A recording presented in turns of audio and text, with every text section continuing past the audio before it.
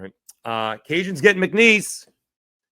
Here's also a difference between the Power 4 and the G5.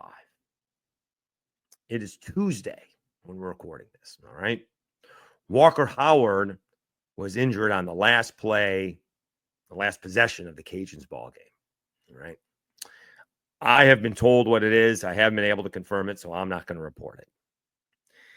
Do you think if the LSU quarterback was injured on the last possession of the game, we wouldn't know what the injury was 3 days later? No chance. Why hasn't it been reported what's Walker Howard's injury? They're talking he may or may not be out, which probably means he is. They're talking about Lunch Winfield and Dan Ubiel splitting time. I haven't checked this morning if it's been reported. That's the difference of G5 and Power 4. There's no chance that you'd have that. There's no chance you would have that by the time you woke up Sunday morning. If not, well, because it was a pulled muscle, you'd have to get it MRI'd, right?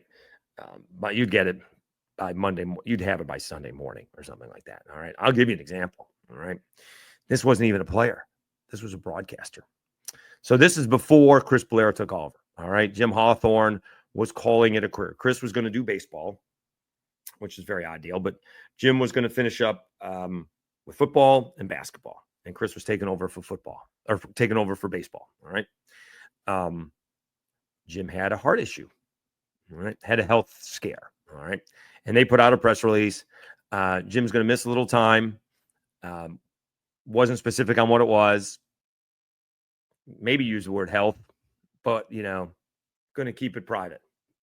This was right before the basketball game. All right. This came out right before the game. All right. By halftime, Ross Dellinger had reported that Jim had a heart procedure done and was going to be out a couple of weeks. By halftime. That's when Ross was the LSU beat writer. And he's not a player. Well, because people care and want to make sure Jim's going to be okay, right? More concerned about anything else. But that's the broadcaster. That's the difference between covering the Cajuns and covering LSU. All right. I'm not blaming the Cajuns. If Cajuns don't want McNeese to know, okay. But there's no way with the amount of people covering LSU that they'd keep the quarterback